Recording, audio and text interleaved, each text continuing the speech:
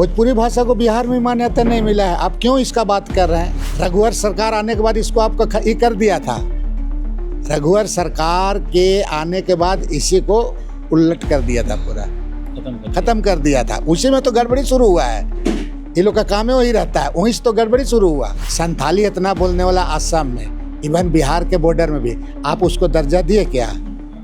तो जब आपकी भाषा को नहीं कहते तो आप उस भाषा के लिए क्यों परेशान है इतना? आप एकदम स्पष्ट हैं कि पूरे झारखंड में भोजपुरी मगही नहीं चल सकता? नहीं, बिल्कुल नहीं। ये तो बोल रहा हूँ मैं दावे के साथ कह रहा हूँ। नियोजन हुआ, नियुक्ति हुआ, प्रतियोगिता परीक्षा में वहाँ के बच्चों को के लिए सिर्फ पलामू गढ़वाल, हाँ जहाँ जहाँ है उस भाषा का, वहाँ के लोगों के साथ में उन्हीं बच्चे लोगों को उसको महरूम नहीं किया जाना चाहिए। हमारे जो स्टूडेंट होंगे, छात्र छात्राओं के साथ तो अन्याय होगा ना, क्योंकि आप इसको इनकार नहीं कर सकते हैं कि पलामू के लोग भोजपुरी बोलते हैं, मगही बोलते हैं, तो उन बच्चों के लिए तो आपको करना होगा ना। इसी का इसमें स्पष्ट ढंग से कर दिया गया है।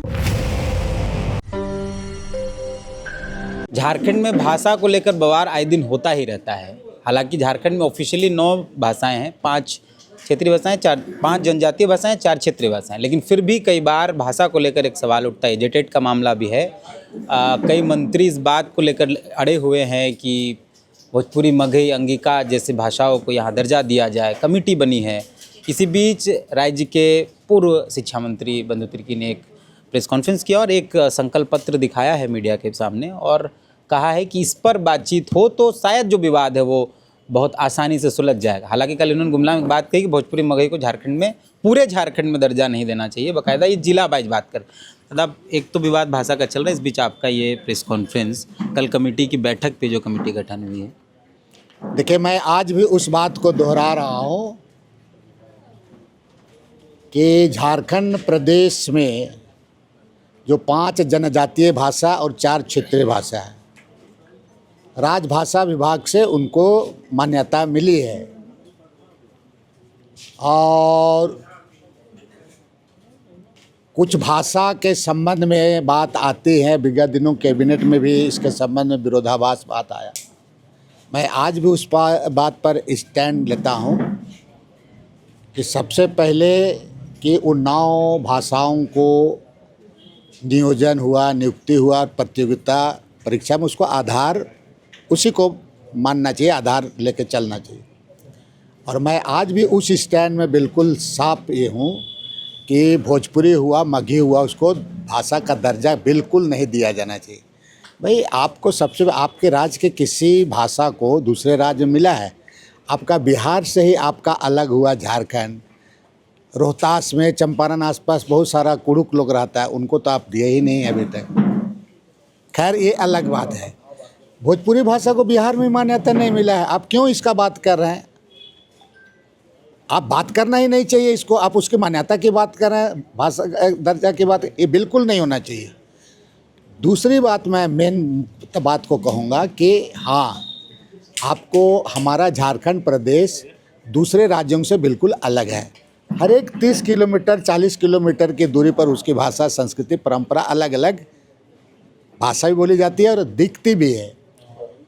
ये बिल्कुल सही बात है कि जैसे मैंने ये जो संकल्प में किया है कि रांची में कौन कौन भाषा को बोली जाती है, जनजातीय भाषा के रूप में कौन भाषा है, क्षेत्रीय भाषा कौन है, ये 24 जिला के संबंध में मैं पूरा विस्तार पूर्वक आप लोगों को दे दिया है। अब रही बात, पलामू में भोजपुरी है, मगही है। पलामू में चूँकि वो सटा हुआ राज्य है हमारा बिहार से, तो स्वाभाविक है कि वहाँ के लोग वो भाषा बोलता है।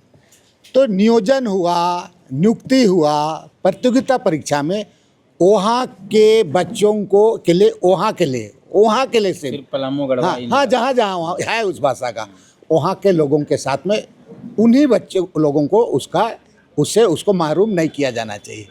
और यही तमाम चीज़ों को ध्यान में रखते हुए आपका 2011 में 1632 का संकल्प, जो आपका प्राथमिक शिक्षा निदेशालय के द्वारा, जब मैं मंत्री था उस समय पूरे राज्य के भाषाविदों के साथ बैठ करके इस पर किया गया। डॉक्टर कर्मा उरांव भी थे, बहुरा और ऐसे बहुत लोग थे, कई एक लोग थे, उनके साथ में बसंती जी आज नहीं है हम लोग के बीच में, ऐसे कई एक लोग थे। आपका ये केसरी जी थे, वो भी आज नहीं है। बहुत लोग इसका इनाम लिया जा सकता है।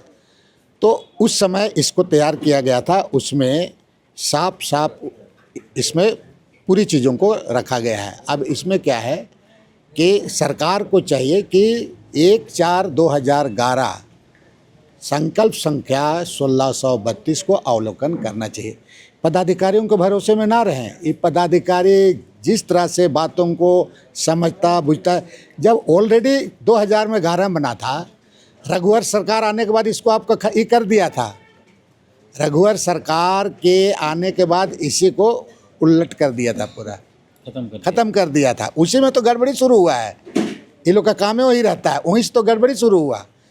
अब रही बात, कल कमेटी की बैठक है, कमेटी इसको अवलोकन करे और हमें लगता है कि इसका कोई विवाद ही नहीं रह जा पाएगा, ठीक हो जाएगा। तब क्या है कि जो जमशेदपुर में कहीं पर अंगिका है, चाहे कुछ भाषा बोला जाता है, कहीं पर तुम्हारा खोरठा है, तो वो परीक्षा वहाँ का बच्चा वहाँ वो नहीं कर सकता है। वहाँ पलामू नहीं जा सकता। नहीं, माघी वाला केवल वहीं का ही, माघी के लिए, पलामू वहाँ के लिए आपको उसके लिए अलग से उसके फॉर्म लेना होगा, स्क्रीनिंग करना होगा, ये तमाम चीज़ें करनी होगी। क्योंकि यहाँ अलग अलग तरह का भाषा, अगर ऐसा आप नहीं करेंगे तो हमारे जो स्टूडेंट होंगे, छात्र छात्राओं के साथ तो अन्याय होगा ना।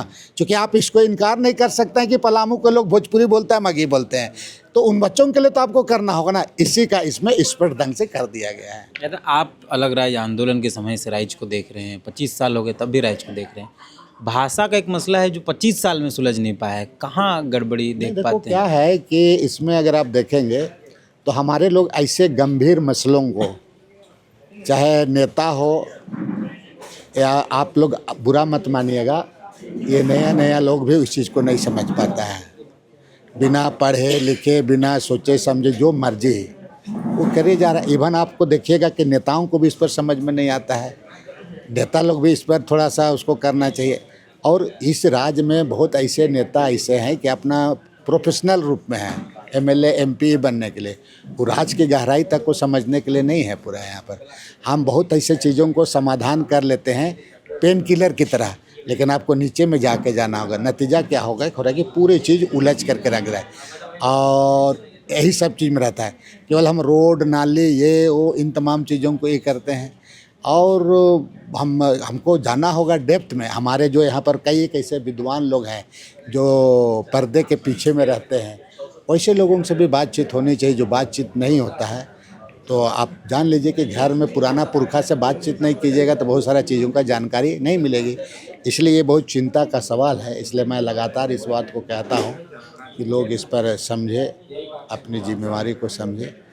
सही तरीके से हम आरोप प्रत्यारोप का पॉलिटिक्स ज़रूर कर रहे हैं यहाँ पर। कैसे हम रातों रात चमक जाएं, रातों रात कुछ बन जाए, इसका में है।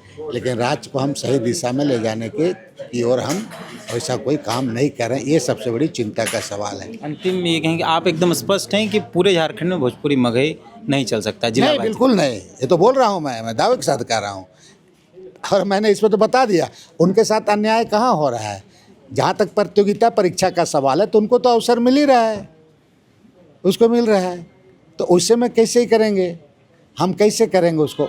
उन भाषा को अपने ही राज्य में जब मान्यता नहीं मिला है।